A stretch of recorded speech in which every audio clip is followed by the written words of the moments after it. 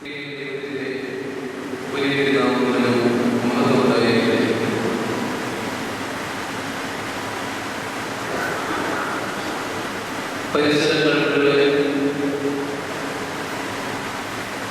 കൊലപാതകങ്ങളെയും അതിന്റെ കുഴിനാരങ്ങളിൽ മനുഷ്യത്വം എന്താണെന്ന് അഥവാ ചില നിമിഷങ്ങളിൽ മാത്രമേ ഈ ബോധം ഉണ്ടായിരിക്കണം എന്നൊക്കെയുള്ള ചർച്ചകൾ നമ്മുടെ പരിസരങ്ങളിൽ വളരെയേറെ പെടുന്നുണ്ട്. ഒരു പുതിയ വിദ്യാരംഭത്തിലേക്ക് നമ്മുടെ കുഞ്ഞുങ്ങൾ പ്രവേശിക്കുവാനും പോവുകയാണ്. കാലവർഷം അതിന്റെ ആരംഭത്തിലേക്ക് വന്നുകൊണ്ടിരിക്കുകയാണ്. വളരെ സമ്മിശ്രമായ പുതിയ തുടക്കത്തിന് വേണ്ടി ഓരോ മനുഷ്യരും ഓരോ നിമിഷവും കൊതിക്കുന്ന മനുഷ്യർ. എന്താണ് ജീവിതത്തിൽ ധ്യാനത്തിന്റെ പ്രസക്തി? നമ്മുടെ ജീവിതം നിസ്സാരമല്ല. അത് ചെറുതാണെങ്കിലും വലുതാണെങ്കിലും ജീവിച്ചു നിൽക്കേണ്ടത് നമ്മൾ ഓരോരുത്തരും തന്നെയാണ്. എന്റെ ജീവിതം തുടക്കം മുതൽ അവസാനം വരെ കാത്തുകൊള്ളുവാനും ജീവിതത്തിൽ ദൈവം തന്ന തിരുനാളുകളിലെ ദീപം അണയാതെ സൂക്ഷിക്കേണ്ടത് എന്റെ ചുമതലയാണ്. ഇവിടെ കൂടിയിരിക്കുന്ന ഓരോരുത്തരുടെയും ജീവിതം വിശദമായി സൂക്ഷിക്കുക എന്നുള്ളത് നമ്മുടെ ഓരോരുത്തരുടെയും ചുമതലയാണ് എന്നുള്ള കാര്യം ഒരിക്കലും മറന്നു പോകരുത്. തീർച്ചയായും പരിശുദ്ധനായ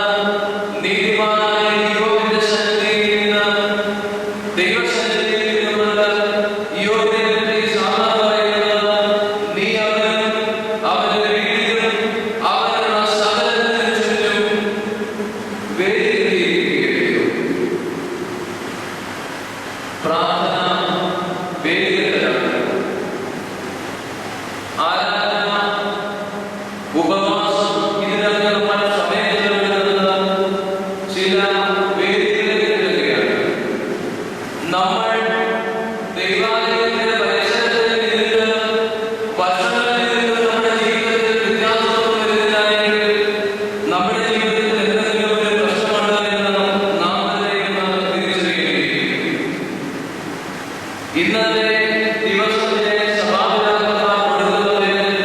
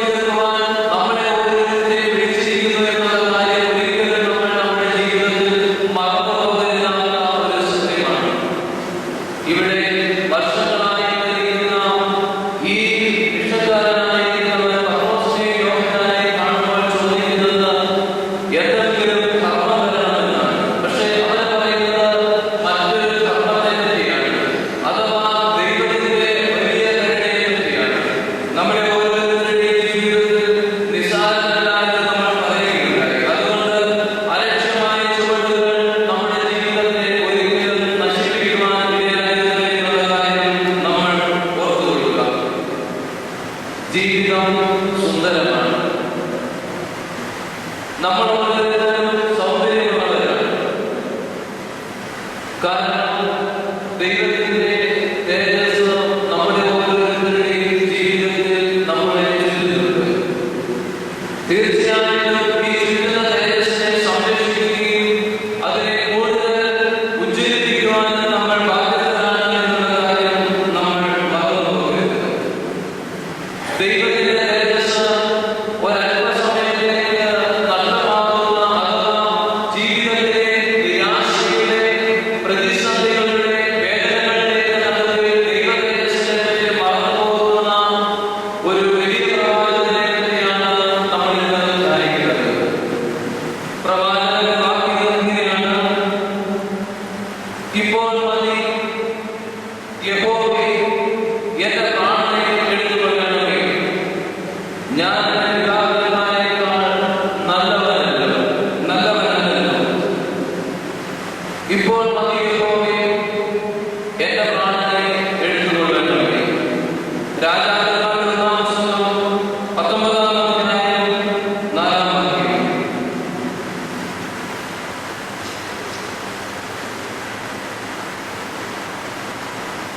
ജീവിതത്തിൽ വേദനകളില്ലാത്ത മനുഷ്യർ ആരും ഇതിനെ കാണുന്നില്ല. പലപ്പോഴും ദൈവത്തിൽ നിന്നുള്ള കൃപകൾ ഓർക്കുവാൻ നമ്മൾ മറന്നുപോകുന്നതായിരിക്കും നമ്മുടെ ജീവിതം കാർമേഘം മൂടുവാനുള്ള കാരണം, അഥവാ നമ്മുടെ ജീവിതത്തിൽ കൈമേഘങ്ങൾ വീഴുവാനുള്ള കാരണം.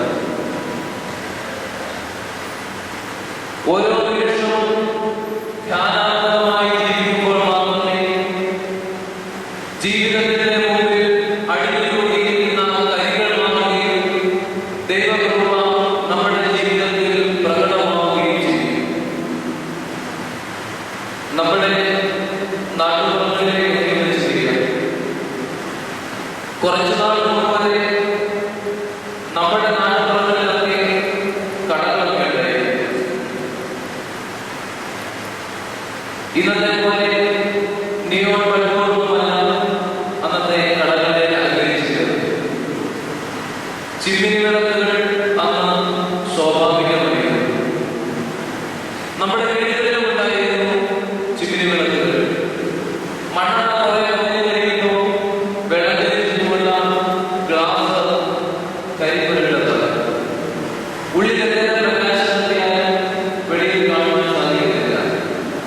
ഉടനെ ചെയ്യുന്നത് ആ ഗ്ലാസ്സുകളിൽ അതിൻ്റെ കരിയിറക്കി ഒന്ന് തുടച്ചു മാറ്റും. തീർച്ചയായിട്ടും ദൈവത്തിലെ പ്രകാശം കാണുമെങ്കിൽ നമ്മുടെ നെഞ്ചകമൊക്കെ ഒന്ന് കഴുകി വിടുക. ധ്യാനം ഒരു കഴുകലാണ്. ധ്യാനം ഒരു തുടക്കലാണ്. പ്രവാചകൻ മറന്നു പോകുന്നത് ദൈവം കൃപയാൽ പ്രകൃതിക്ക് മാറ്റമുണ്ടാക്കുവാൻ പ്രവാചകന് സാധിച്ചു. സാധാരണ വിധേയമായ പ്രവാചകൻ അപ്പത്തിന് വേണ്ടി എണ്ണയും മാവും വർദ്ധിപ്പിച്ചതായ പ്രവാചകൻ മറന്നുപോയിട്ടുണ്ട്. ദശമം കെരീത് തോട്ടിന്റെ സമീപത്ത് അപ്പം മറന്നുപോയിട്ടുണ്ട്. വേറൊരു വിധവയുടെ മകനെ ഉയർത്തിച്ചതും മറന്നുപോയിട്ടുണ്ട്.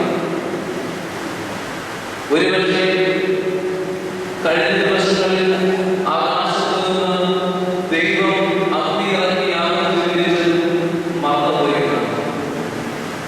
പ്രവാചകന്റെ മുമ്പിൽ ഒരു വെല്ലുവിളിയുണ്ട്. ആഹാബും ഇസ്രായേലിൽ ചേർന്ന് ഒരുക്കുന്ന ഒരു വേദി.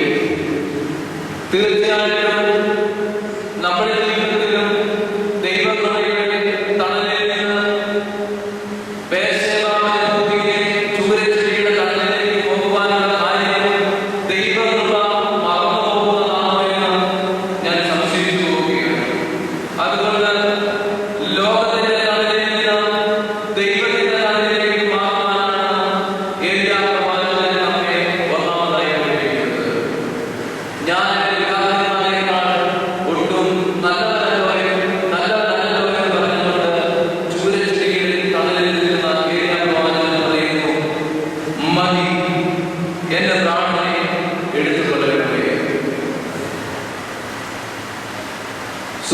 തന്നെ മനുഷ്യന് ഒരു മാവുണ്ട്. അതിന്റെ കഥാപാത്രമായ ചിന്തനോട് ദൈവതമ്പുരാൻ ചോദിക്കുന്നുണ്ട്, വരുന്ന തലമുറയ്ക്ക് പ്രകാശം കൊടുക്കുവാൻ നിന്റെ ജീവിതം കൊണ്ട് നീ എന്ത് ചെയ്യും? ജിതനാലോചിച്ച് പറയുന്നു, ഞാൻ തിന്നു, ഞാൻ കുടിച്ചു, ഞാൻ ഇരതേടി, ഞാൻ ഇണതേടി, കാട്ടിലെ സിംഹത്തെയും തലയിലെ പേരെയും അവയ്ക്കിടയിൽ വരുന്ന ആയിരക്കണക്കായ ജീവജാലങ്ങളെയും പോലെ, കാട്ടിലെ സിംഹത്തെയും തലയിലെ പേരെയും അവയ്ക്കിടയിൽ വരുന്ന ആയിരക്കണക്കായ ജീവജാലങ്ങളെയും പോലെ. എന്നിട്ട് കഥാപാത്രം പറയുന്നു, എന്റെ പാഠം ശൂന്യമായിരുന്നു, എന്റെ ഹൃദയം. നമ്മുടെ ജീവിതവും നമ്മുടെ പരിസരങ്ങളും ശൂന്യമായിട്ട് തീരുവാനല്ല എന്നാണ് പ്രവാചകന്റെ നിരാശ നമ്മളെ പഠിപ്പിക്കുന്നത്. ജീവിതത്തിൽ വേദനകളുടെ വീഴ്ചകൾ വരുമ്പോൾ, പ്രയാസങ്ങളും പ്രതിസന്ധികളും വരുമ്പോൾ ഓരോ രാഷ്ട്രീയമായിരിക്കുന്ന ദൈവത്തിലേക്ക് നോക്കണമെന്ന് പ്രവാചകന്മാർ ഓരോ നിമിഷവും നമ്മളെ പഠിപ്പിക്കുന്നത് അവരുടെ ജീവിതത്തിന്റെ അനുഭവത്തിൽ നിന്നായിരുന്നുള്ളത് നമ്മളൊരിക്കലും മറന്നു പോകരുത്. നമ്മളുടെ ഓർമ്മകൾ, നമ്മുടെ ജീവിതം നൽകിയത് മാമോദീസായുടെ വെളുത്ത തുണിയുടെ ഓർമ്മയെ പറ്റിയാണ്. അപ്പോൾ നമ്മുടെ നെറ്റിയിൽ പഴകുന്നതിന് സമയമായി നമ്മളോട് പറയുന്നുണ്ട്, മശിഹായെ ഞാൻ സ്വീകരിക്കുന്നു, സാത്താനെ ഞാൻ ഉപേക്ഷിക്കുന്നു. തീർച്ചയായും നമ്മുടെ ജീവിതത്തിലെ വിശുദ്ധിയുടെ ഓർമ്മ എല്ലാ പ്രതിസന്ധികളിൽ നിന്നും എല്ലാ പ്രയാസങ്ങളിൽ നിന്നും നമ്മളെ വിടുവിക്കുന്ന ഒരു ദൈവത്തെ പറ്റി നമ്മളെ ഓർമ്മിപ്പിക്കുന്നതാണ് എന്നുള്ള കാര്യം നമ്മൾ ഒരിക്കലും മറന്നു പോകരുത്. നമ്മുടെ ജീവിതത്തിൽ ഓർമ്മപ്പെടുക, എത്രമാത്രം വേദനകളിൽ കൂടിയാണ് നമ്മുടെ ജീവിതം തുടങ്ങുന്നത്. അമ്മയുടെ ഉള്ളിൽ നിന്ന് പുറത്തേക്ക് വരുവാൻ അമ്മയും കുഞ്ഞും അനുഭവിക്കുന്ന വേദനകൾ, അതിനുശേഷം അവന് മലന്ന് വീഴുവാൻ വേണ്ടി, കമന്ന് വീഴുവാൻ വേണ്ടി അവൻ അനുഭവിക്കുന്ന വേദനകൾ, പിച്ചവെച്ച് നടക്കുവാൻ വേണ്ടി അവൻ അനുഭവിക്കുന്ന വേദനകൾ, ജീവിതം മുഴുവൻ വേദനയിൽ കൂടിയാണ് കടന്നു പോകുന്നത്. പക്ഷേ അവിടെയൊക്കെ ഒരു പ്രതീക്ഷയുണ്ട്. നല്ല ചുവടുകൾ കുറച്ചുകൂടി ശേഷം അവസാനം ചുരുങ്ങുന്നു എന്നുള്ളത്. ഓരോ നിമിഷവും നമ്മൾ ഓർമ്മപ്പെടുക, നമ്മുടെ ജീവിതത്തെ വിശുദ്ധമാക്കുന്നതിനായി നമ്മുടെ ജീവിതം പ്രവാചകനുണ്ടാകുന്നത് പോലെ കുറച്ചു നേരത്തേക്ക് നിരാശ ബാധിക്കുവാൻ കഴിയുന്നത്. അതുകൊണ്ട് പ്രവാചകൻ നമ്മളോട് പറയുന്നത് നിരാശയുടെ അവസ്ഥയിലും ദൈവത്തിലേക്ക് നോക്കുക എന്നുള്ള ഒരു അവസ്ഥയാണ്. റോബർട്ട് ഫോസ്റ്റിന്റെ എന്ന കവിതാ സമാഹാരത്തിലാണ് രണ്ട് ഭാഗങ്ങളിൽ ഇങ്ങനെ പറയുന്നത്. ഭാഗങ്ങളിലാണ് ഒരു ഭാഗം കവിതയെ ആലോചിക്കുന്നതിലേക്ക് പോകുമ്പോൾ അതിന് മുമ്പിൽ രണ്ട് ഭാഗങ്ങൾ കാണുകയാണ്. ഒന്ന് മനോഹരമായ പാതയാണ്, പൂക്കളൊക്കെ വീണ് ഒത്തിരി ആളുകൾ നടക്കുന്ന ഒരു പാതയാണ്. ഒത്തിരി ആളുകളെ അതിന് പിന്നാലെ യാത്രയില്ല. പക്ഷേ കവി പറയുന്നു, മറ്റ് അപ്പുറത്തെ വശത്തേക്ക് പാതയുണ്ട്, അതിൻ്റെ മുള്ളുകളുണ്ട്, അതിൽ സഞ്ചരിക്കുന്ന ആളുകൾ വളരെ കുറവാണ്. പക്ഷേ അതിന് ഇടുങ്ങിയ പാതയാണ്.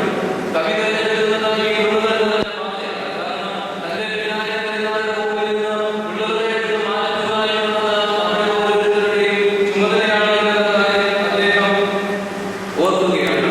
പ്രിയ വിശ്വാസികളെ, വരുന്ന തലമുറകൾക്ക് എന്ത് പ്രകാശമാണ് നമ്മൾ കത്തിച്ചു കൊടുക്കുന്നത്? അഥവാ നമ്മുടെ ജീവിതം കൊണ്ട് മറ്റുള്ളവർക്ക് എന്ത് സാക്ഷ്യമാണ് നമ്മൾ ഉണ്ടാക്കി കൊടുക്കുന്നത് എന്നുള്ള കാര്യം ഓരോ നിമിഷവും നാം നമ്മോട് തന്നെ ഒന്ന് ചോദിക്കേണ്ടിയിരിക്കുന്നു. വാർത്തവും പ്രവർത്തിക്കുവാനാകാത്ത ജീവിതം നമ്മുടെ പരിസരങ്ങളെ വളരെയേറെ വ്യാപരിച്ചുകൊണ്ടിരിക്കുകയാണ്. നമ്മുടെ കുടുംബങ്ങളും നമ്മുടെ വ്യക്തിജീവിതങ്ങളും ഒക്കെ വളരെയേറെ അസ്വസ്ഥമായിക്കൊണ്ടിരിക്കുകയാണ്. നമ്മുടെ കർത്താവിനുള്ളിലൊക്കെ വേദനിപ്പിക്കുന്ന മൃഗീയമായ വാർത്തകൾ കൊണ്ട് നിറഞ്ഞുകൊണ്ടിരിക്കുകയും ഇതിനൊക്കെയുള്ള കാരണം എന്താണെന്ന് ചോദിക്കുമ്പോൾ നമ്മുടെ ജീവിതത്തിൽ പ്രകാശം വരുത്തുവാൻ നമുക്ക് സാധിക്കുന്നുണ്ടോ? നമ്മുടെ ജീവിതത്തിൽ പ്രകാശം വരുത്തുവാൻ നമുക്ക് സാധിക്കുന്നില്ലെങ്കിൽ എങ്ങനെയാണ് നമുക്ക് പ്രകാശം പകരുവാൻ സാധിക്കുക? അതുകൊണ്ട് പ്രവാചകൻ ഓരോ നിമിഷവും, വേദം നമ്മളെ ഓരോ നിമിഷവും ഓർമ്മിപ്പിക്കുന്നത് ജീവിതത്തെ പറ്റി, അനുതാപത്തെ പറ്റിയൊക്കെ പറഞ്ഞുകൊണ്ടാണ്. Life of repentance in the modes of spiritual life. അനുതാപത്തിന്റെ ജീവിതമാണ് നമ്മുടെ ക്രിസ്തീയ ജീവിതത്തിന്റെ ഊർജം എന്ന് പറയുന്നത്. ഇന്ന് പുതിയ പഠനങ്ങളിലൊക്കെ അനുതാപവും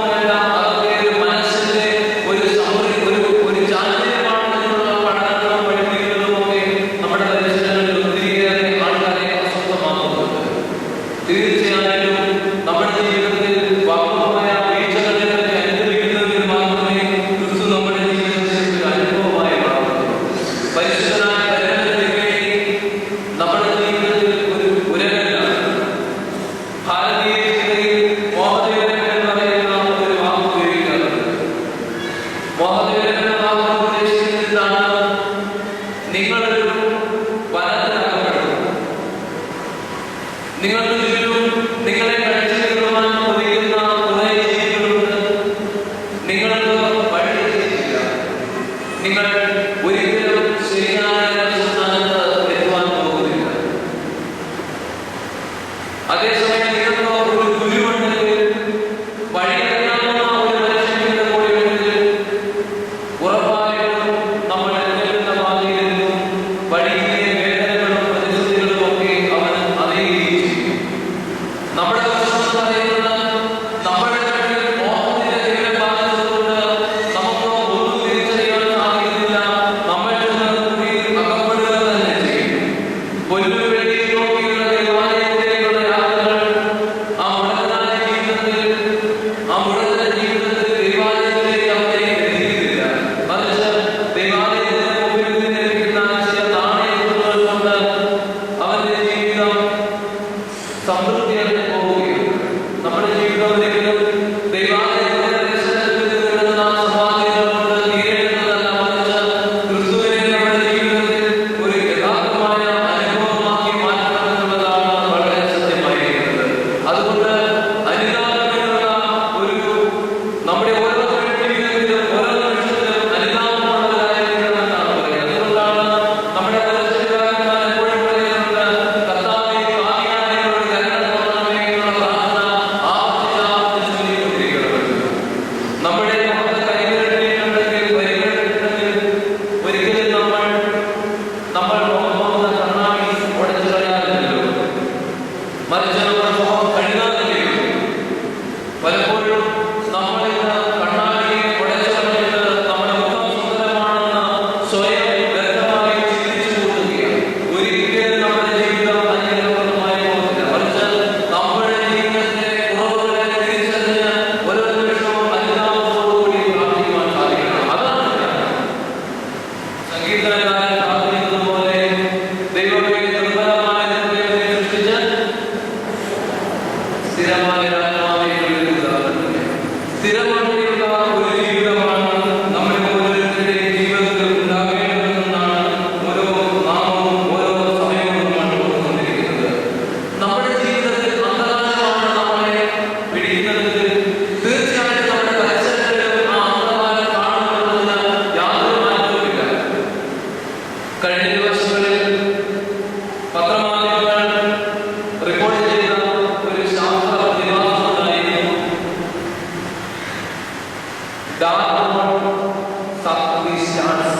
എന്ന ഹെഡിങ്ങോട് കൂടിയാണ് ചില പത്രങ്ങളിൽ അത് വന്നത്.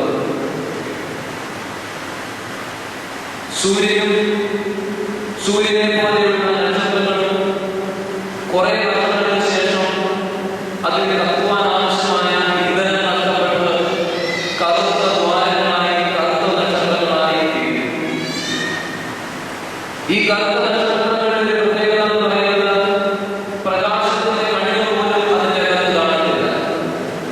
അതിന്റെ പരിസരത്ത് വരുന്ന മറ്റ് നക്ഷത്രങ്ങളെയും മറ്റ് ഗ്രഹങ്ങളെയും മറ്റ് ഗോളങ്ങളെയും ഒക്കെ ഈ കറുത്ത നക്ഷത്രം പിഴുകിക്കളയുന്ന ഒരു പ്രതിഭാസമാണ് ഈ ഡാർക്ക് മോണിന്റെ അഥവാ കറുത്ത ദ്വാരത്തിലെ. ഒരിക്കൽ ലോകത്തിന്റെ അവസാനം സൂര്യന്റെ പ്രകാശം നഷ്ടപ്പെട്ട് സൂര്യശക്തമായ ഗുരുത്വാകർഷണം സൂര്യൻ തലയിലേക്ക് തന്നെ എല്ലാവരെയും ആകർഷിച്ചുകൊണ്ട് ഭൂമിയും ഭൂമിയുടെ പരിസരത്തുള്ള മറ്റ് ഗ്രഹങ്ങളുമൊക്കെ സൂര്യനിൽ തന്നെ ചെന്നു ചേരുന്നതിനുള്ള ചിന്തകളൊക്കെ ഇന്ന് ശാസ്ത്ര ലോകത്തിന് മുമ്പിൽ വെക്കുന്നുണ്ട്.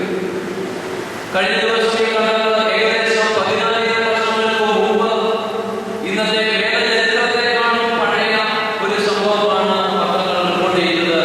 10,000 വർഷങ്ങൾക്ക് മുമ്പ്, അതായത് ഒരു സെക്കൻഡിൽ പ്രകാശം 3,00,000 കിലോമീറ്റർ സഞ്ചരിക്കുന്നതെന്നാണ് പറയുന്നത്. അപ്പം 10,000 വർഷങ്ങൾക്ക് മുമ്പ് നക്ഷത്രവിക്രമാർന്ന ദൂരത്ത് സഞ്ചരിച്ച ഒരു കാര്യം ശാസ്ത്രജ്ഞരുടെ കണ്ണിൽ എത്തുവാൻ വേണ്ടി ഈ 10,000 വർഷം കാത്തിരിക്കുകയും ഒരു നക്ഷത്രം മറ്റൊരു നക്ഷത്രത്തെ വിഴുങ്ങുന്ന കാര്യം കാണുവാൻ വേണ്ടി 10,000 വർഷം കാത്തിരിക്കുകയും. ഓർക്കുക, ഇവിടെ നിന്ന് പ്രസംഗിക്കുന്ന ഞാൻ എത്ര നിസ്സാരനാണ്. ഓർക്കുക, ഇവിടെ കുറേ ആൾക്കാർ കൂടിയിരിക്കുന്നു. ഈ കൂടിയിരിക്കുന്ന ഓരോരുത്തരുടെയും മനസ്സ് ഓരോ ചിന്തയാണ്. ഈ കൂടിയിരിക്കുന്ന ഓരോരുത്തരുടെയും ഭവനം ഓരോ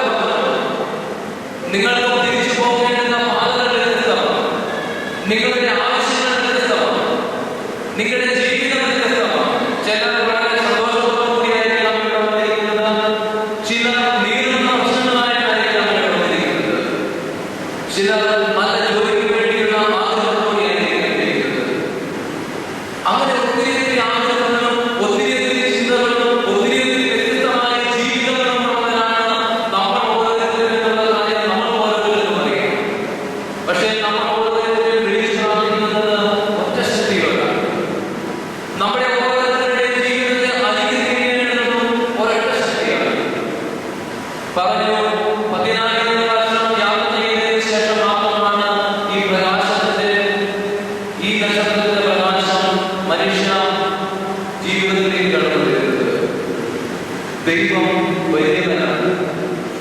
കുറഞ്ഞതുകൊണ്ടും വലുതുകൊണ്ടും അനുഗ്രഹിക്കുവാൻ ദൈവത്തിന് ശക്തിയുണ്ട്.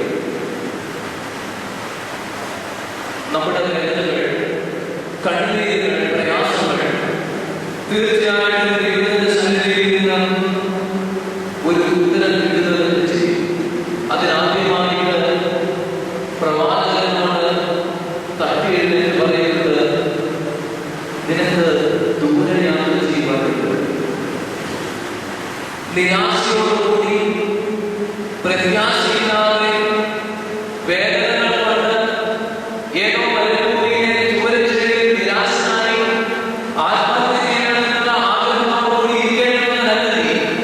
മറിച്ച് നമ്മുടെ ജീവിതത്തിൽ കുറച്ചുകൂടി വ്യത്യസ്തമാക്കുവാൻ നമ്മൾ ഓരോരുത്തരും ബാധ്യസ്ഥരാണ് എന്നാണ് പ്രവാചകൻ പറയുന്നത്. ഈ പ്രഭാഷണത്തിൽ ഉപ്പിനെ പറ്റി മനോഹരമായി പറയുന്നത്, ഉപ്പ് നിങ്ങൾ ഭൂമിയിൽ ഉപ്പാകും. ഉപ്പ് കാലമില്ലാതെ പോയാൽ അതിനെ എന്തോ കൊണ്ട് രസം വരുത്താം. പുറത്ത് കളഞ്ഞിട്ട് മനുഷ്യൻ ചവിട്ടിക്കളയാനല്ലാതെ മറ്റൊന്നിനും പിന്നെ കൊള്ളുന്നതല്ല. വീണ്ടും പറയുന്നു, നിങ്ങൾ ലോകത്തിന്റെ വെളിച്ചമാകും. ജീവിതം കാലമില്ലാതെ പോകുന്നു. അർത്ഥമില്ലാത്ത ജീവിതമാണോ നമ്മൾ കഴിയുന്നത് എന്ന് നമ്മോട് തന്നെ ചോദിക്കണം.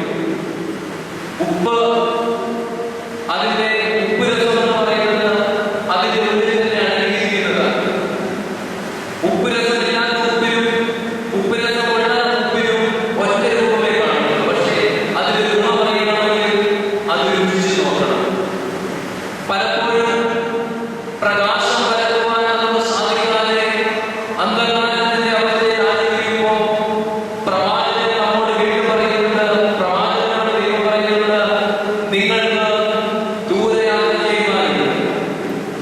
നമ്മുടെ കുടുംബജീവിതത്തിൽ, നമ്മുടെ പരിസരമായ ബന്ധത്തിലൊക്കെ നമുക്ക് ഇനിയും കുറേയേറെ യാത്രകൾ ചെയ്യുവാനുണ്ട്.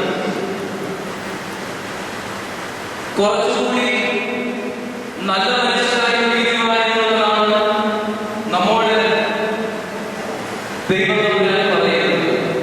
കുറച്ചുകൂടി മനുഷ്യത്വമുള്ളവരായി ജീവിക്കുക. നമ്മുടെ പരിസരങ്ങളിലൊക്കെ അക്രമവും മനുഷ്യനെ കൊല്ലുവാനും യാതൊരു വഴിയില്ലാതെയായിക്കൊണ്ടിരിക്കുക. ചിലർ പറയാറുണ്ട്, മനുഷ്യരുമായി മൃഗങ്ങളായി മാറുകയാണ്. എനിക്ക് തോന്നുന്നില്ല മനുഷ്യൻ മൃഗങ്ങളായി മാറുന്നത്. ഒരു കാക്കയുടെ കുഞ്ഞിനെ നമ്മൾ തൊട്ടാൽ കാക്കകളെല്ലാം കൂടമായി വന്ന് നമ്മുടെ തലയിൽ ഓടി വരും. കാക്കക്കുഞ്ഞിനെ സംരക്ഷിക്കുവാനാണ്. ഒരു കുഞ്ഞു ഉറുപ്പാണ് വീട്ടിലുണ്ടെങ്കിൽ കുറച്ചു നേരം നോക്കിയിരിക്കുകയാണെങ്കിൽ കാണാം, കൂടെയുള്ള ഉറുപ്പുകളിലൂടെ വന്ന് ഈ ഉറുമ്പിനെ ചുമന്നു പോകുന്നത് കാണാം. എന്തേ സഹജീവികളോട് നമുക്ക് കരുണ തോന്നുന്നില്ല? നമ്മുടെ പരിസരത്തുള്ളവരോട് അവന്റെ വേദനകളിൽ പങ്കിടുവാൻ നമുക്ക് എന്തുകൊണ്ട് സാധിക്കുന്നില്ല? അപ്പോൾ നമുക്ക് മനുഷ്യനും മൃഗവുമെല്ലാം വേറെ എന്തോമായി മാറുകയാണെന്ന് സംശയിക്കേണ്ടിയിരിക്കുന്നു. നമ്മൾ മനുഷ്യനാകാൻ തുടങ്ങണമെങ്കിൽ മാറ്റം ഇവിടെ തുടങ്ങണം. എന്റെ വീട്ടിൽ തുടങ്ങണം, എന്റെ കുടുംബത്തിൽ തുടങ്ങണം, എന്റെ സമൂഹത്തിൽ തുടങ്ങണം. മാറ്റങ്ങൾ തുടങ്ങണമെങ്കിൽ ദൈവം നമ്മുടെ ജീവിതത്തിൽ ഒരു അനുഭവമായിരുന്നു. ഭാരതീയ ചിന്തയിൽ കുടുംബജീവിതത്തിൽ പറയുന്നത് ഇങ്ങനെയാണ്: ഗ്രഹസ്ഥാശ്രമം. ഗ്രഹം ആശ്രമമാണ്. അപ്പനും അമ്മയും മഹർഷിമാരാണ്, മക്കൾ ശിഷ്യന്മാരാണ്. വിശുദ്ധിയുടെ പാഠങ്ങൾ തുടങ്ങുന്നതും ഗ്രഹസ്ഥാശ്രമത്തിൽ സ്വന്തം വീട്ടിൽ നിന്ന് തന്നെയാണ്. നമുക്ക് നമ്മുടെ കുടുംബത്തെ വിശുദ്ധമാക്കുവാൻ സാധിക്കുന്നുണ്ടോ? ചില ഭൗതികതയുടെ ചൂരച്ചെടികൾ നമ്മുടെ കുടുംബജീവിതത്തെ അസ്വസ്ഥമാക്കുന്നില്ലേ? സഹോദരങ്ങളിൽ നമുക്ക് വിശുദ്ധി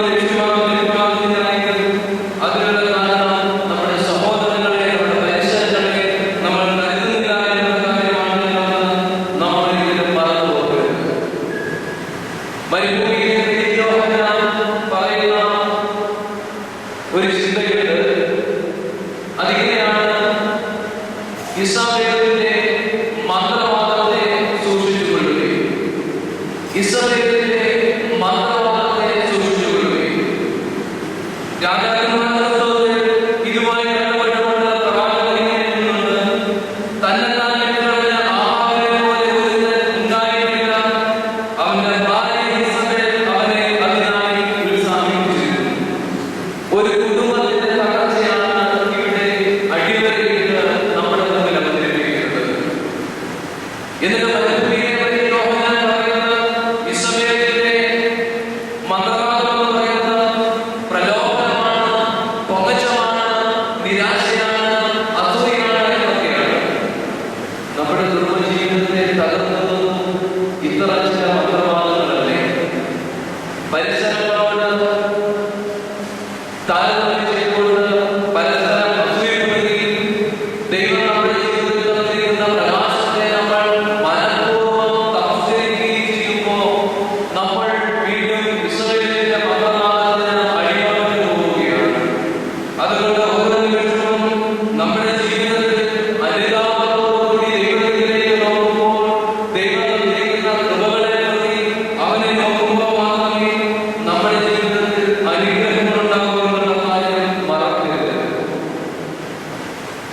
ഗ്രഹം അസ്വസ്ഥമാകരുത്, ആശ്രമമാകട്ടെ.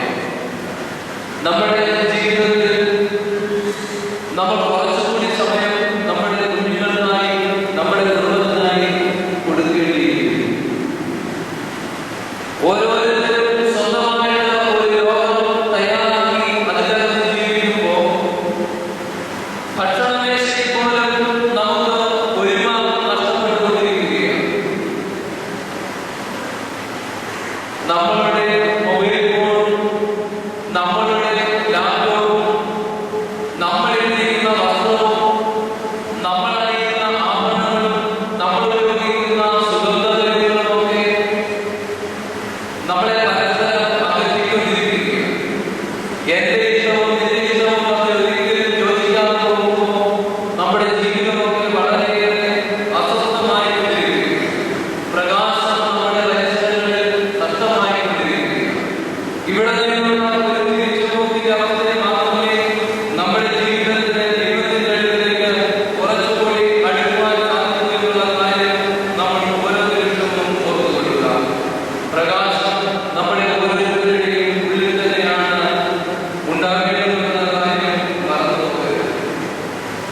പ്രവാചകൻ വീണ്ടും പ്രയോഗിക്കുന്നുണ്ട്, നിരുപാധികത്തെ പറ്റി ഗലിയാദിതാവ് കഴിച്ചതിന് ശേഷം നിരുവാ അനുഭവിക്കുകയും നിരുവാ അനുഭവിച്ചതിന് ശേഷം വീണ്ടും നിരുവാ പഴയപടി പോകുമ്പോൾ നാമപ്രവാചകൻ തന്നെ അയച്ചിട്ട് ദൈവം പറയുന്നുണ്ട്, സംഹാരഗൃഹത്തെ കയറി വരുന്നു, കോട്ട കാത്തുകൊള്ളുക, വഴി സൂക്ഷിച്ചു നോക്കുക, അരം നോക്കുക, നിന്നെ തന്നെ നല്ലവണ്ണം ശക്തീകരിക്കുക എന്ന്. നിരുവായ്ക്ക് ചുറ്റുമുള്ള വലിയ കോട്ടയിൽ അഹങ്കരിച്ചിരുന്ന നിരുവാ ജനത രണ്ടാമത്തെ വീടുമഞ്ചലിക്കുവാൻ പരാജയപ്പെടുമ്പോൾ ദൈവം അവരെ നശിപ്പിച്ചു കളയുകയാണ്. നമ്മുടെ ഓരോരുത്തരുടെയും ജീവിതത്തിൽ അനുരാഗങ്ങളുടെ ഒരു ജീവിതചര്യതയായി തീരട്ടെ എന്ന് നമുക്ക് പ്രാർത്ഥിക്കാം. പലപ്പോഴും ദൈവാലയത്തിലേക്ക് വരുമ്പോൾ ക്രിസ്തു നമുക്ക് ഒരു അനുഭവമാകുന്നു എന്ന് നമ്മളോട് ചോദിക്കണം. അണിയുവാനുള്ള ആഭരണങ്ങൾ പോലെ ക്രിസ്തീയ ജീവിതം അണിയുവാനാകുന്നു കേൾക്കുമ്പോൾ നമുക്കൊരിക്കലും വിശുദ്ധി കണ്ടെത്തുവാൻ സാധിക്കുന്നില്ല. തിരകൾക്കിടയിലൂടെയുള്ള നടത്തം പോലെ അസ്ഥിരമാകുന്ന ചുവടുകൾ നമ്മുടെ ജീവിതത്തെ ഒത്തിരി മാറ്റുന്നുണ്ട്. അതുകൊണ്ട് പ്രവാചകൻ വീണ്ടും വീണ്ടും പറയുന്നു, നിനക്ക് ദൂരെയാണ് ചെയ്യുവാൻ. അബ്രഹാമിനോട് ഒരു വേള പ്രവാചകൻ ഇങ്ങനെ പറഞ്ഞതാണ്, നീ നിന്റെ ദേശത്തെയും ചാർച്ചക്കാരെയും നിനക്കുള്ളതൊക്കെ വിട്ട് ഞാൻ നിനക്ക് കാണിക്കാനിരിക്കുന്ന പ്രദേശത്തേക്ക് പോവുക. അബ്രഹാം ദൈവത്തിന്റെ വാക്ക് കേൾക്കുകയാണ്. ജനാവലിയോട് പറയുന്ന, പ്രിയനെ, നീ കാണുന്നവരം കരുതായിരിക്കുന്നു, അവിടെ ചേർന്നുകൊള്ളുക, നിന്നെയാണ് എനിക്ക് വേണ്ടുന്നത്, നീയായ ലോകത്തെയല്ല. ലോകത്തെ വീഴ്ച അവിടെയാണ്. സഹോദര സ്നേഹമില്ലാതെ സഹോദരനെ അഥവാ അപ്പന്റെ ചേട്ടൻ അധ്വാനിക്കുന്ന സ്ഥലമൊക്കെ ഒരുപക്ഷേ സ്വന്തമാകുന്ന ആഗ്രഹത്തോടുകൂടി വീടോട്ടുള്ള കാനാൻ പ്രദേശം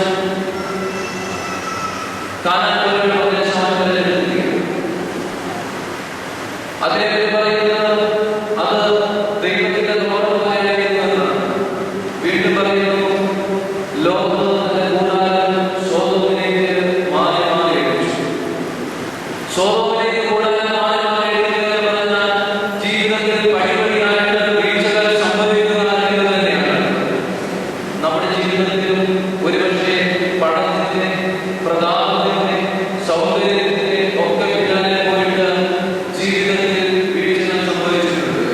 ചില ചുവടുകൾ നമുക്ക് അഭയമായിട്ട് നമുക്ക് തോന്നുന്നുണ്ട്.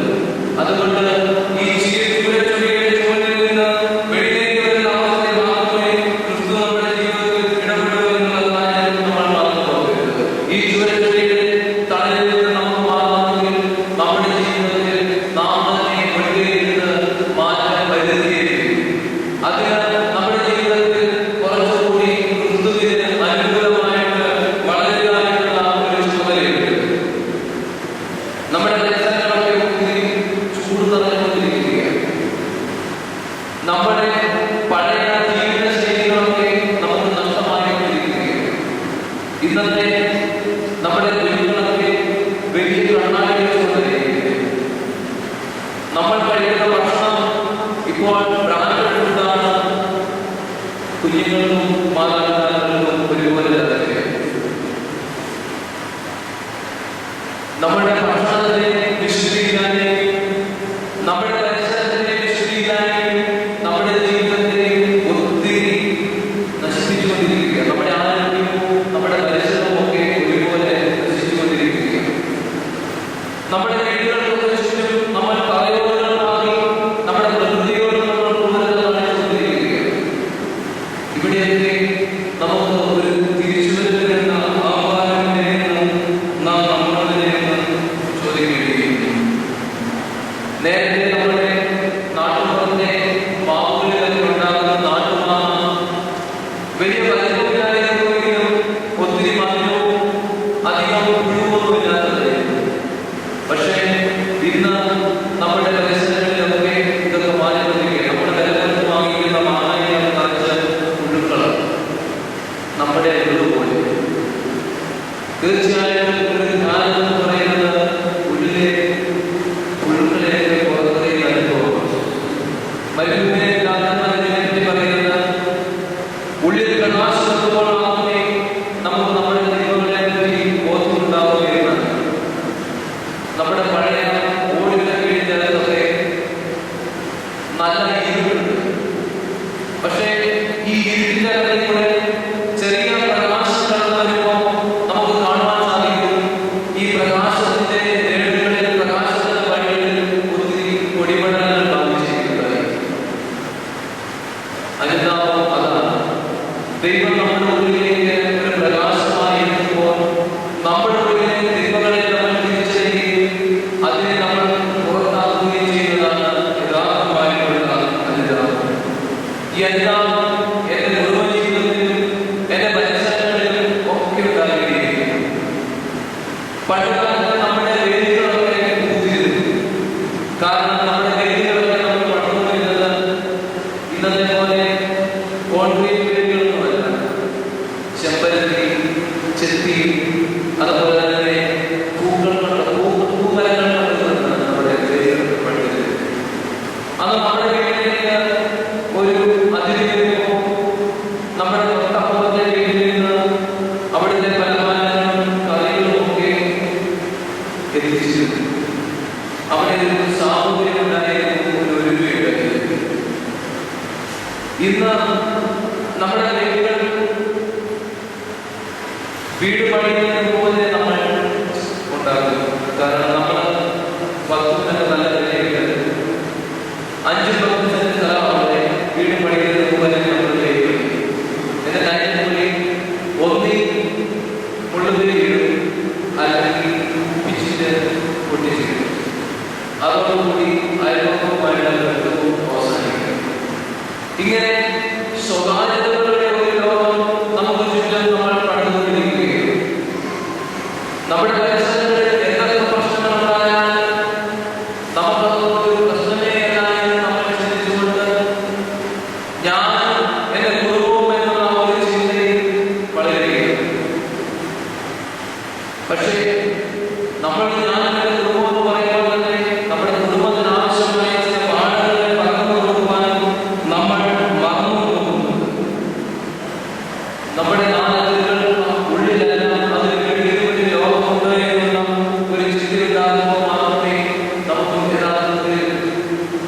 നല്ല മനുഷ്യനായി തീരുവാൻ സാധിക്കുകയുള്ളൂ.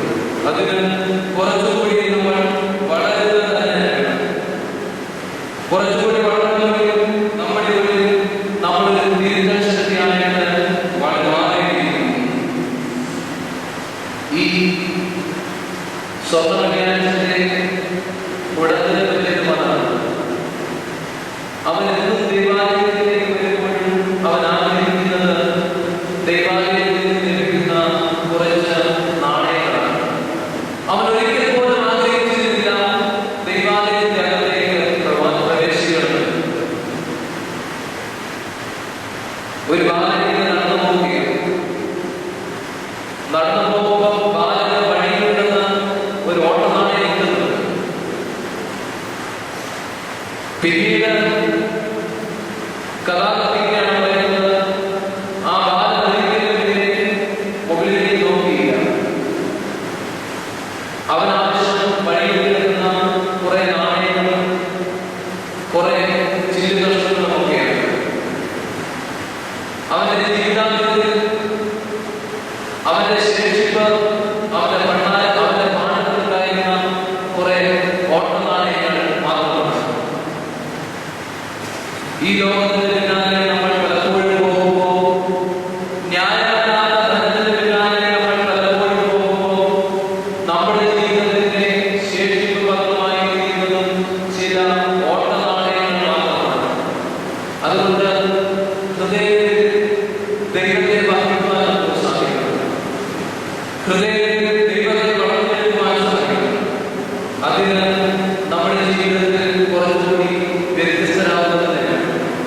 അതുകൊണ്ടാണ് പ്രവാചകന്റെ നിരാശയുടെ അവസ്ഥയിൽ ദൈവം പ്രവാചകനെ തൊട്ട് ഉണർത്തിയിട്ട് പറയുന്നു, അല്ലയോ പ്രിയ പ്രവാചക, എഴുന്നേൽക്കുക, നിനക്ക് ദൂരെ യാത്ര ചെയ്യുവാനുണ്ട്.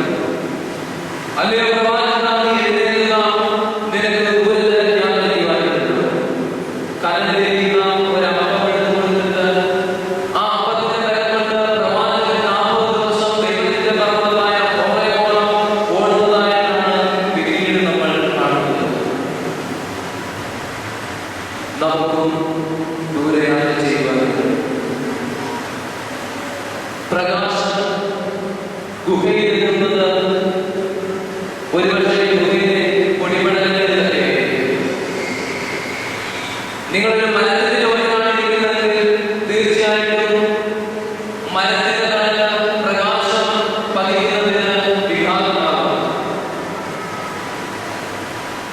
പ്രശ്നം പ്രകാശത്തിൻ്റെതല്ല, നമ്മളിരിക്കുന്ന സ്ഥലത്തിൻ്റെതല്ല. പ്രകാശത്തിലേക്ക് മാറിയിരിക്കുക എന്നുള്ളത് നമ്മുടെ ചുമതല തന്നെയാണ്. അതുകൊണ്ടാണ് നമ്മൾ ചെറിയ ക്ലാസ്സിൽ നമ്മൾ പഠിക്കുന്നത്, ഒരു ബോക്സിനകത്ത് ഒരു വിത്ത് വളർത്തുന്നെങ്കിൽ അതിന്റെ അത്തരത്തിലൊരു ദ്വാരം കാണും. പ്രകാശത്തിലേക്ക് മാത്രമേ ആ വിത്ത് വളർന്ന ഒരു ചെടി വളരുന്നുള്ളൂ. ഹൃദയത്തിൽ ദൈവത്തിലേക്ക് വളരുമ്പോഴേ നമ്മുടെ ജീവിതവും അനുഗ്രഹപ്രദമായി തീരുന്നുള്ളൂ. പുതിയ ഒരു വിദ്യാഭ്യാസത്തിലേക്ക് നമ്മൾ പ്രവേശിക്കുമ്പോൾ നമ്മുടെ പഠിക്കുന്ന കുട്ടികൾക്കും ചില മാറ്റങ്ങളൊക്കെ ജീവിതത്തിൽ സ്വയമായി മാറ്റിയെടുക്കേണ്ടതുണ്ട്. ഒത്തിരി കാര്യങ്ങൾ നമ്മൾ പഠിക്കുമ്പോഴും നമ്മൾ ഒത്തിരി കാര്യങ്ങൾ അറിയാതെ തന്നെ മറന്നു പോകുന്നുണ്ട്. മനുഷ്യത്വം എന്ന് പറയുന്നത് പലപ്പോഴും IAS വേണ്ടി ചോദ്യങ്ങൾ ചോദിക്കുന്ന മോദിയുടെ മുമ്പിൽ ഉത്തരം നൽകുമ്പോൾ മാത്രം ഉണ്ടാക്കിയിരുന്ന എന്തോ ഒന്നായിട്ട് വിദ്യാസമ്പന്നരായ യുവാക്കൾ നോക്കുന്നതിൽ ഒരിക്കലും നമുക്ക് നല്ല മനുഷ്യരായിരിക്കുവാൻ സാധിക്കില്ല. അതിന് ചില മുൻധാരണകളും ചില മുൻപിടുത്തങ്ങളുമൊക്കെ ചില കണ്ടുപിടുത്തങ്ങളുമൊക്കെ ഉപേക്ഷിക്കുകയും പ്രവാചകന് വേദനയുടെ നടുവിൽ കനലിരിക്കുന്ന അപ്പം ഒരു ആശ്വാസമാണ്. ഈ ദേവാലയത്തിൽ അഥവാ നമ്മുടെ ദേവാലയത്തിൽ വിശുദ്ധ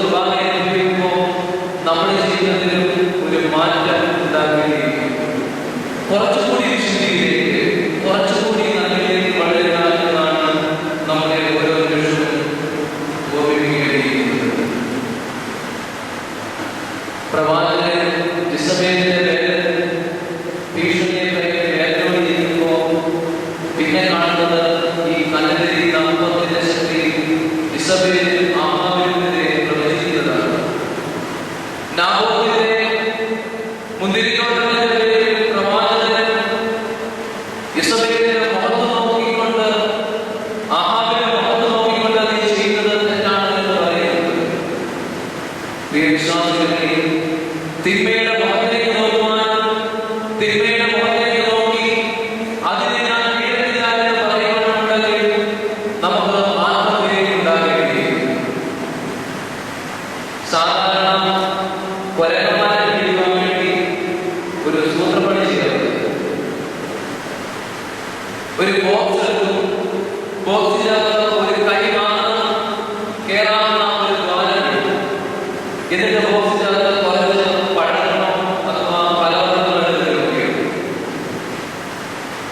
നമ്മുടെ ഈ കൊരകൻ ചെയ്യുന്നത് ഈ ബോക്സിൽ ഇരിക്കുന്ന ദ്വാരത്തിലൂടെ കൈയിട്ടിട്ട് അവൻ ആ പഴം കൈയിലകത്ത് ചുരുക്കിയെടുക്കും. കൈ വെളിയിലേക്ക് വരുന്നില്ല, കൊരകൻ രണ്ട് കൈ വിടത്തുന്നില്ല. അവസാനം കൊരകൻ പിടിക്കപ്പെടുന്നത് ചെയ്യും. ചില മുൻവിധികളുടെ, ചില തെറ്റായ ധാരണകളുടെ, ശീലങ്ങളുടെ, ജീവിതചര്യകളുടെ, കുടുംബജീവിതത്തിലെ ചില തെറ്റായ കാഴ്ചപ്പാടുകളുടെ, പരസ്പര സഹകരണമില്ലായ്മയുടെയൊക്കെ പിടിയിൽ കടുകിടക്കത്തിൽ നിന്നുകൊണ്ട് നമ്മൾ നമ്മുടെ വിദ്യാജീവിതത്തെയും നമ്മുടെ കുടുംബജീവിതത്തെയും നമ്മുടെ സമൂഹ ജീവിതത്തെയും ഒക്കെ തകർത്ത് കളയുന്നുണ്ട്. ഈ കഴിവുകൾ വേണമെങ്കിൽ തീർച്ചയായും നമ്മുടെ പ്രകാശം ചെയ്യണം. പ്രവാചകന് കലരുന്ന അപ്പം ആ ഓർമ്മയാണ് ഉണ്ടാക്കിയിട്ടുള്ളത്. പ്രിയ വിശ്വാസികളിലെ ചില കഴിവുകൾ കൊണ്ട് തകർക്കുകയെന്നതല്ല നമ്മുടെ കുടുംബജീവിതം. ചില മുൻധാരണകൾ കൊണ്ട് തട്ടിയുടച്ചു കളയുന്നതല്ല നമ്മുടെ കുടുംബജീവിതം. ഒരേ രണ്ട് മനസ്സും രണ്ട് ലോകവുമാണ് നമ്മൾ പടുത്തുയർത്തുന്നതെങ്കിൽ എങ്ങനെയാണ് നമ്മുടെ കുടുംബം സ്വർഗമായിരിക്കുന്നത്? ഓരോ ദേവാലയത്തിലെയും വിശുദ്ധ കുർബാനാനന്തരം തലയിൽ കിരീടവുമായി രാജാവും രാജ്ഞിയുമായി വാഴിച്ചിരിക്കുന്ന ദമ്പതികളുടെ കുടുംബജീവിതം നരകതുല്യമായി അധഃപതിക്കുവാനുള്ള കാരണം പലപ്പോഴും നമ്മുടെ ചില മുൻധാരണകളും നമ്മുടെ ചില തെറ്റായിട്ടുള്ള കഴിവുകളുമാണെങ്കിൽ അതിനെ ഒന്ന് മയപ്പെടുത്തുവാൻ ഇന്നത്തെ ജീവിതം കൊണ്ട് നമുക്ക് സാധിക്കുകയില്ല. പരിശുദ്ധനായ തിരുമേനിയുടെ പാദസ്പർശനം ഉറപ്പുണ്ടാക്കി പുണ്യഭൂമിയിൽ നിന്നുകൊണ്ട് നമ്മൾ നനയുമ്പോൾ ദൈവം നമ്മളോട് പറയുന്നത് നമ്മുടെ ചില കഴിവുകളെ മുൻധാരണകളെ ഉപേക്ഷിച്ചിട്ട് യഥാർത്ഥമായ വഴിയിലെത്തുക എന്നുള്ളത് തന്നെയാണ്. സ്വാർത്ഥതയുടെ ജീവിതം ഒരിക്കലും നമ്മെ നന്മയിലെത്തില്ല. അതിനെപ്പറ്റി പറയുന്ന ഒരു വേദത്തിലെ ഒരു താരതമ്യമുണ്ട്. ക്രിസ്തു ഒരിക്കലും ചെന്നെത്താത്തതായി പറയുന്ന ഒരു പ്രദേശമുണ്ട് വേദപുസ്തകത്തിൽ. യോർദാനിലെ സഹോദരങ്ങളുടെ മനോഹരമായ കഥ പറഞ്ഞു തുടങ്ങുന്നത് ഹെർമോനിയ മഞ്ഞിനെപ്പറ്റി ധ്യാനിച്ചുകൊണ്ട്. ഹെർമോനിയ മഞ്ഞിൽ യോർദാൻ നദിയിൽ കൂടി വരുമ്പോൾ യോർദാൻ നദിയിൽ ക്രിസ്തുവുണ്ട്.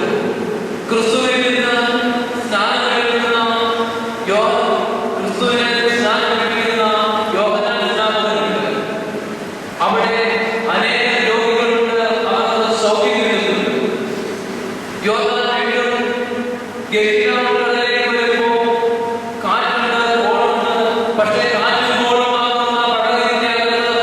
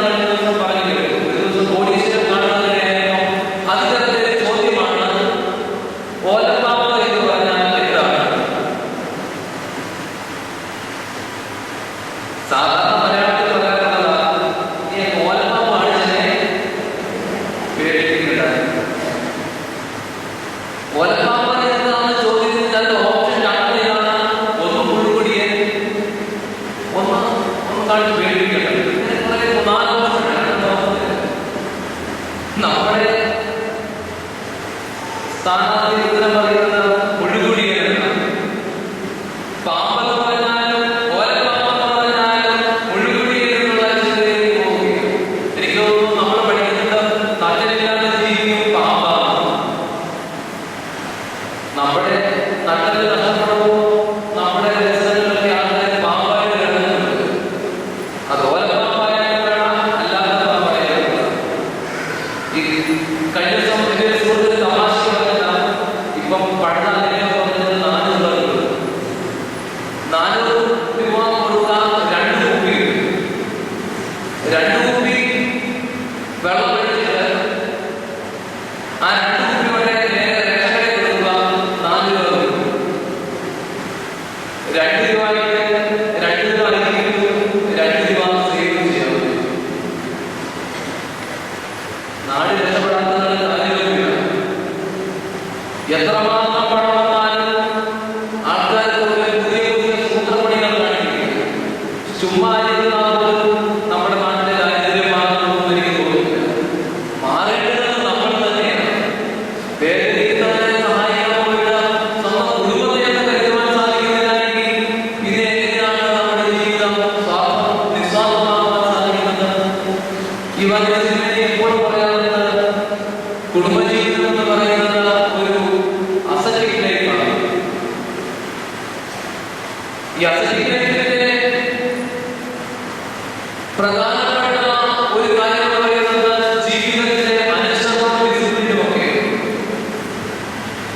യാതൊരു ഡിസിപ്ലിനും ഇല്ലാതെ നമ്മുടെ ജീവിതം നയിച്ചുകൊണ്ടിരിക്കുമ്പോൾ നമ്മൾ നശിക്കും, നമ്മുടെ തലമുറകൾ നശിക്കും, നമ്മുടെ കുഞ്ഞുങ്ങൾ നശിക്കും. അതുകൊണ്ട് ഈ ഇടയ്ക്ക് 18 വയസ്സ് തികയാത്ത 2 പേരെ ജുവൈനോവിൽ പാർപ്പിച്ചതായിട്ട് കഴിഞ്ഞ പറഞ്ഞിട്ടുണ്ട്. 2 ഇതിലെ കാര്യമാണ്. ഒരാളുടെ പിതാവ് പണി അധികരിക്കുന്ന കാണുക, മറ്റേ പിതാവ് 4 രൂപയ്ക്ക്. എങ്ങനെ പറഞ്ഞു? അതുകൊണ്ടാണ് റോമനിലെ പൗലോസ്ലീഹ പറയുന്നത് ദൈവത്തെ പരിജ്ഞാനത്തിൽ ധരിക്കുവാൻ കഴിയാത്തവരെ ദൈവം ബുദ്ധിക്ക് ഏൽപ്പിച്ചു കഴിയും എന്ന് ചോദിക്കുന്നത്. വിദ്യാലയത്തിലെ ഉദ്യോഗസ്ഥരുടെ പോകുക നമ്മുടെ കുഞ്ഞുങ്ങൾക്ക് ദൈവികമായ പരിജ്ഞാനത്തെ പകർന്നു കൊടുക്കുവാൻ സാധിക്കുന്നു.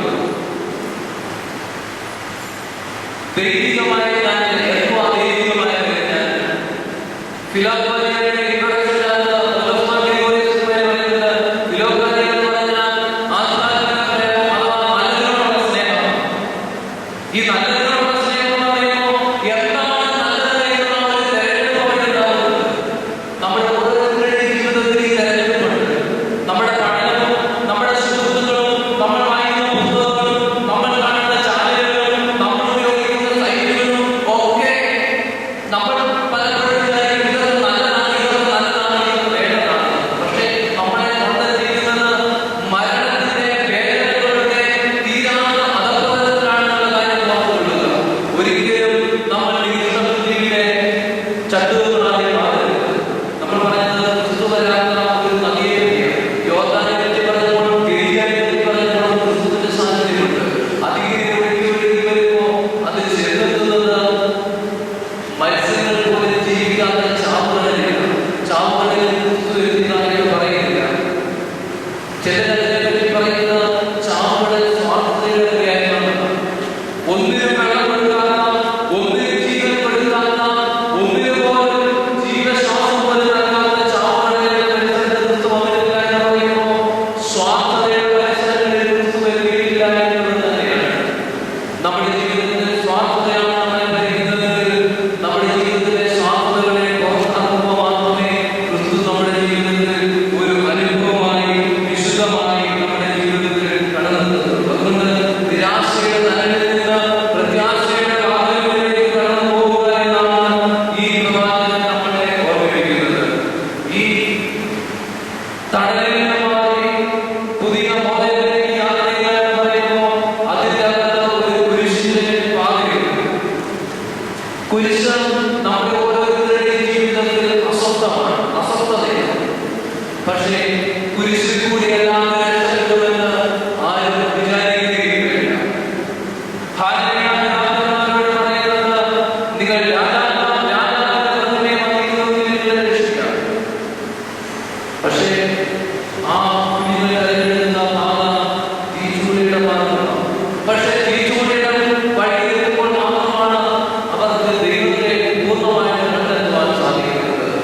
നമ്മുടെ ജീവിതത്തിൽ വേദനകൾ ഉണ്ടാകുമ്പോൾ ആ വേദനകളിൽ കൂടി ക്രിസ്തുവിനെ കണ്ടെത്തുവാൻ സാധിക്കണം. വേദനകളിൽ ക്രിസ്തുവിനെ അനുഭവിച്ചറിയുവാൻ സാധിക്കണം. രണ്ട് കാലമാകുമ്പോൾ നമ്മൾ രണ്ട് കാലില്ലാത്ത വേദനകൾ അറിയുന്നില്ല. കഴിഞ്ഞ ദിവസം കോട്ടയം മെഡിക്കൽ കോളേജിൽ പോകുമ്പോൾ ഒരു കുടുംബത്തെ പരിചയപ്പെടുവാനിടയെ പത്രമാധ്യമങ്ങളിലൊക്കെ അവരുടെ വാർത്ത പലതവണ എഴുതിക്കണ്ടത് ഒരമ്മയെ 3 കുഞ്ഞുങ്ങൾ, 2 പേര് തളർന്നത് അപ്പുറം എഴുതിട്ട് പോയി. തലനായിട്ടാണ് വീഴുന്നത്. കഴിഞ്ഞ ദിവസം എനിക്ക് വേദന ചെയ്ത സംഭവം അവിടെ പോയപ്പോ ഈ കുഞ്ഞ് ഒരു ക്രിസ്തുവിന്റെ പഠനം ഉപയോഗിക്കുകയാണ്. ഏതോ കത്തോലിക്ക സഭയിലുള്ളവർ ഈ ക്രിസ്തുവിന്റെ പഠനം വാങ്ങിക്കുന്ന ഒരു ജ്ഞാനപരമായിട്ടുള്ള ഉറവിലുള്ള ഒരു ക്രിസ്തുവിന്റെ പഠനം. ഈ കുഞ്ഞ് ക്രിസ്തുവിന്റെ ശരീരത്തേക്ക് നോക്കിക്കൊണ്ടിരിക്കുകയാണ്. ഓർക്കുക, നമുക്ക് ക്രിസ്തുവിനെ പറ്റി ധ്യാനിക്കുവാൻ സാധിക്കില്ല. പക്ഷേ ഈ വേദനകൾ കൊണ്ട് പിഴയുന്ന ചലനശേഷി നഷ്ടമാകുന്ന കുഞ്ഞുങ്ങൾ ക്രിസ്തുവിനെ പറ്റി ധ്യാനിച്ചുകൊണ്ടിരിക്കുകയാണ്. നമുക്ക് ക്രിസ്തുവിനെ ധ്യാനിക്കുവാൻ സാധിക്കുന്നുണ്ടോ? നമ്മുടെ ജീവിതത്തിൽ കുറച്ചുകൂടി നമ്മൾ പുതിയ വർഷം പഠനത്തിന് വേണ്ടി പോകുമ്പോൾ ദൈവം നമുക്ക് എന്തൊക്കെ സഹായവും അനുഗ്രഹങ്ങളും നൽകുന്നുണ്ട്. പക്ഷേ ആ കുഞ്ഞുങ്ങളൊന്നും പഠിക്കുവാൻ പോലും സാധിക്കുന്നില്ല. അവർക്കൊന്നും നടന്നിട്ട് വേണ്ടി അവർക്കൊന്ന് പഠിക്കുക. പരിസരങ്ങളിൽ വേദനിക്കുന്ന ഒത്തിരി ആളുകളുണ്ട്. അവരുടെ വേദനകളുമായിട്ട് ഇടപെടാതെ അവരുടെ വേദനകളെ തിരിച്ചറിയാതെയാണ് ക്രിസ്തുവിനെ കണ്ടെത്തുവാൻ സാധിക്കുക. ക്രിസ്തു കുരിശ് വിപ്ലവമായിട്ടാണ് പറയുന്നത്. തീർച്ചയായിട്ടും കുരിശ് വിപ്ലവം തന്നെയാണ്. തിന്മയിൽ നിന്ന് നമ്മളെ വലിച്ച് എടുക്കുന്ന വിപ്ലവം, നന്മയുടെ ഭാഗത്തേക്ക് നമ്മളെ അടുപ്പിക്കുന്ന ഒരു വിപ്ലവം. കൗണ്ടർ കൾച്ചർ ഒരു പ്രതിസംസ്കാരമാണ് കുരിശ് നമുക്ക് മുമ്പിൽ ഉയർത്തിത്തരുന്നത്.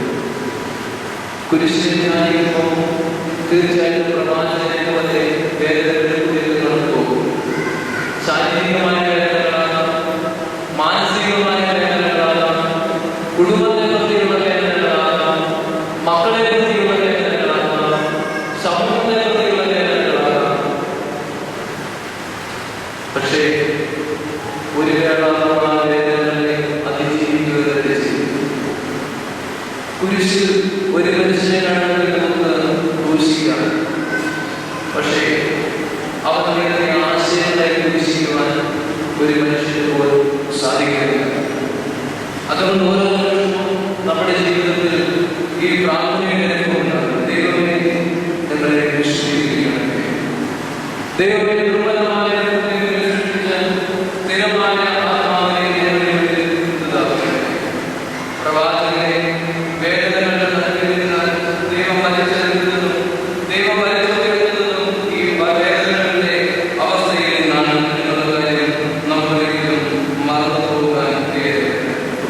നമ്മളെ ഓരോ നിമിഷവും പ്രചോദിപ്പിക്കുവാൻ അസ്ഥിരമായ ചില കാഴ്ചപ്പാടുകളാണ് നമ്മൾ വയ്ക്കുന്നതെങ്കിൽ അതിനെ സ്ഥിരമാക്കുവാൻ ദൈവം വഴിയാക്കണം. പണ്ട് കാലത്ത് നമ്മൾ പഠിച്ചിട്ടുണ്ടല്ലോ,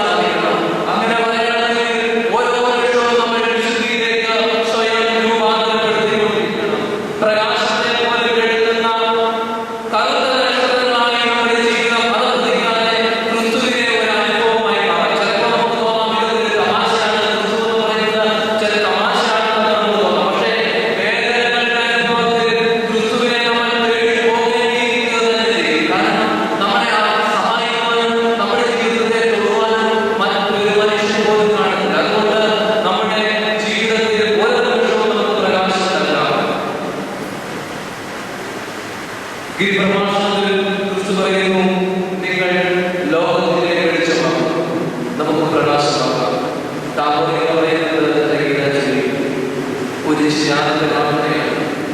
ഞാൻ ഇന്നലെ മണ്ണിലെ പൊടിമണ്ണായി, ഞാൻ ഇന്നലെ പൊടിമണ്ണായി. നാളെ ഒരു പക്ഷേ ഞാൻ പൊട്ടി തകർന്നു പോയേക്കാം. എങ്കിലും ഞാൻ സന്തോഷിക്കുന്നു.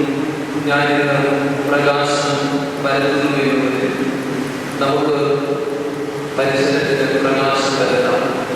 ഈ ലോകത്തിൽ ഒത്തിരി തിന്മകളൊക്കെ നമ്മുടെ തിന്മകളുടെ വേണ്ടിയുള്ള ഓർമ്മകളും ഒക്കെ ഒഴുകുമ്പോൾ നന്മയുടെ പ്രകാശം കൊണ്ട് നമുക്ക് നമ്മുടെ ജീവിതത്തെ ധന്യമാക്കാം, നമ്മുടെ തലങ്ങളെ നടക്കാം.